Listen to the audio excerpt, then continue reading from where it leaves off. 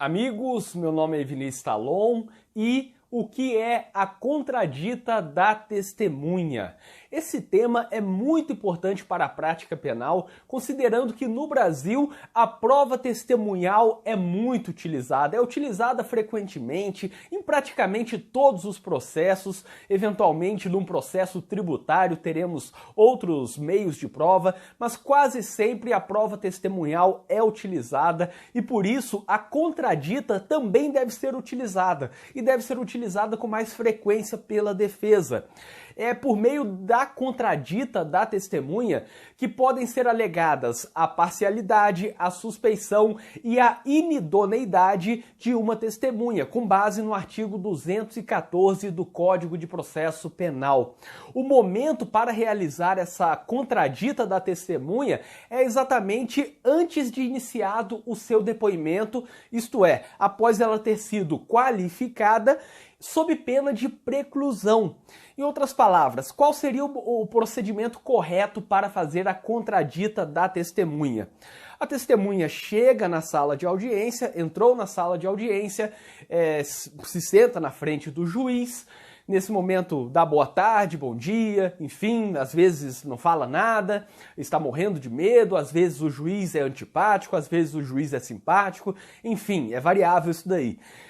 Nesse momento, o juiz se vira para o seu estagiário, para o servidor, enfim, que cuida dessa parte operacional da audiência, de chamar as testemunhas, de chamar as partes, de escrever o termo de audiência.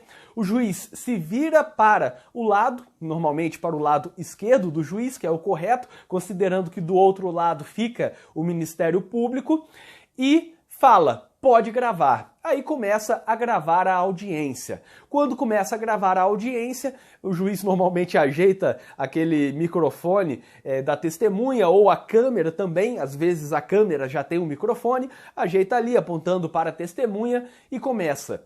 Nome, estado civil, profissão, endereço, etc.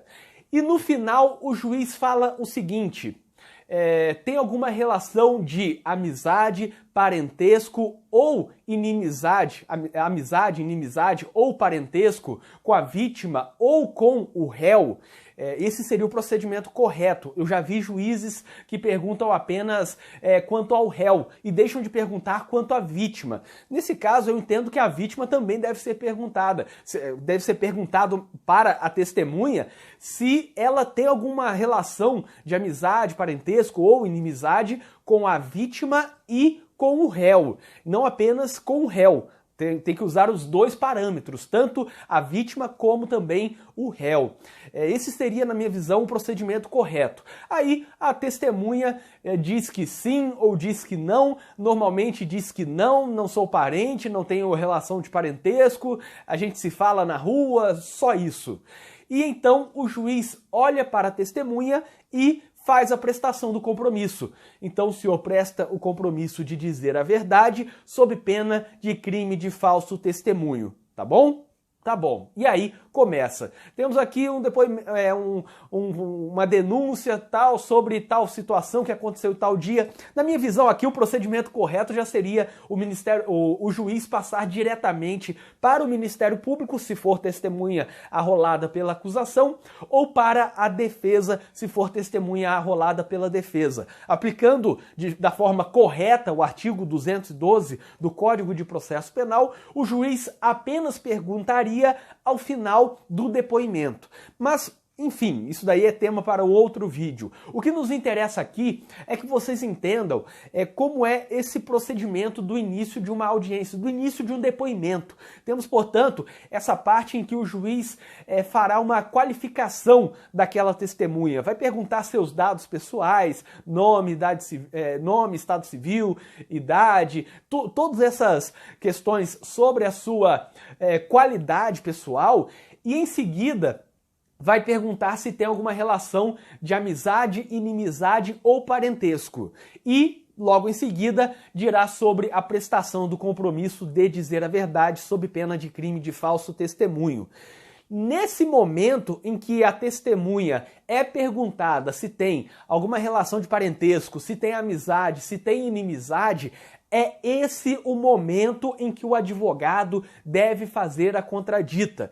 Deve levantar a mão, deve chamar a atenção do juiz. Excelência, eu gostaria de contraditar essa testemunha, considerando que ela tem sim relação de parentesco com a vítima, porque é isso, porque é aquilo, tem uma relação de inimizade com o réu, tem uma relação de amizade com a vítima, etc. O advogado tem que tentar usar aqui e até tentar ampliar aquilo que está na lei, tentando abranger outras situações que podem afetar a parcialidade dessa testemunha. Pode caracterizar uma parcialidade quando a testemunha tem uma amizade com a vítima, quando tem uma inimizade com o réu, ou quando até está processando o réu por um outro fato, por uma outra situação, e tem, portanto, o interesse em ajudar a vítima ou prejudicar o réu. Óbvio que se você for advogado da defesa, será nesse formato que você fará. Portanto, esse é o momento.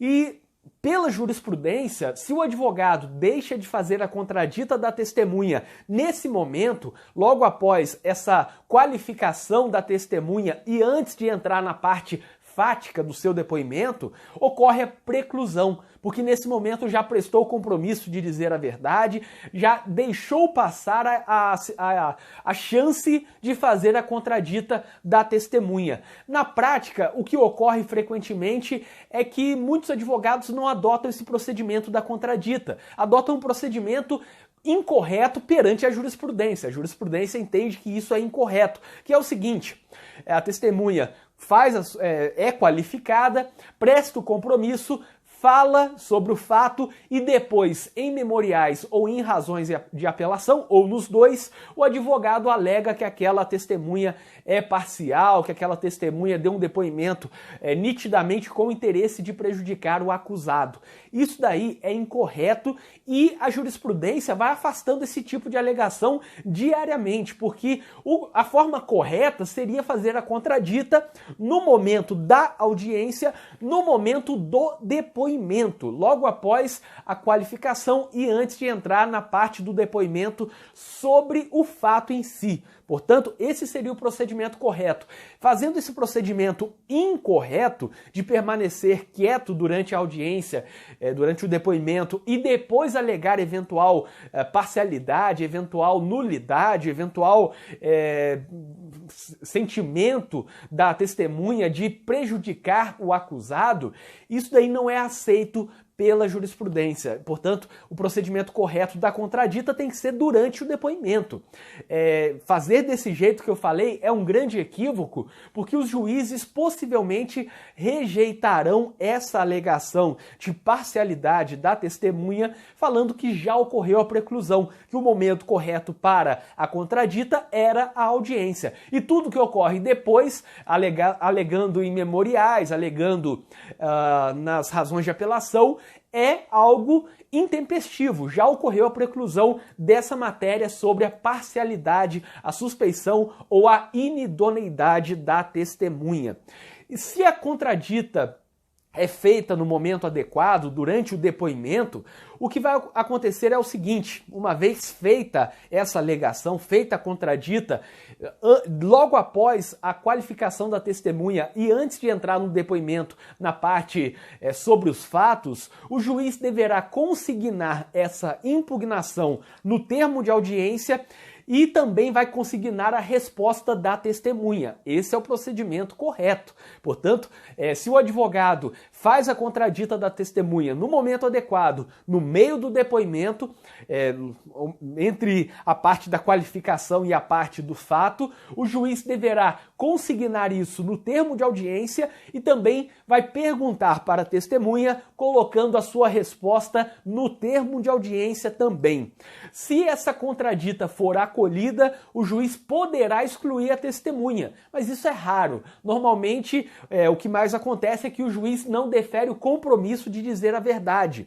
Houve, portanto, como mero informante. Houve a testemunha, entre aspas, como informante, não prestando compromisso de dizer a verdade. Essa é a forma mais corriqueira quanto à contradita. Geralmente, os depoimentos são mantidos, mesmo se acolhida a contradita, mesmo que o juiz veja que aquela testemunha testemunha tem parcialidade, tem alguma relação de parentesco, enfim, amizade, inimizade, os juízes mantêm o depoimento, fazem a oitiva daquela pessoa, mas como informante. Não prestam compromisso, portanto, não prestam compromisso de dizer a verdade. Isso é bom para a defesa? Razoavelmente. É óbvio que o depoimento em si pode prejudicar a defesa do mesmo jeito. Imagine ouvir um parente da vítima, com certeza isso vai prejudicar a defesa. Mas vai prejudicar de forma relativa, porque não será aquele depoimento como um depoimento de uma testemunha. Será um depoimento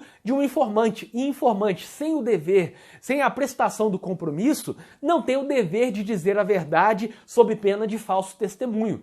Não tem a chance de ser caracterizado como falso testemunho caso minta. Portanto, se aquela pessoa que está ali para o depoimento sabe que pode mentir à vontade sem que seja responsabilizado por crime de falso testemunho, aquele depoimento perde um pouco do seu valor, e isso pode ser importante para a defesa. Em suma, saiba fazer a contradita no momento adequado, saiba utilizar depois em alegações finais e em razões de apelação aquele valor relativo do depoimento feito como informante e não como testemunha.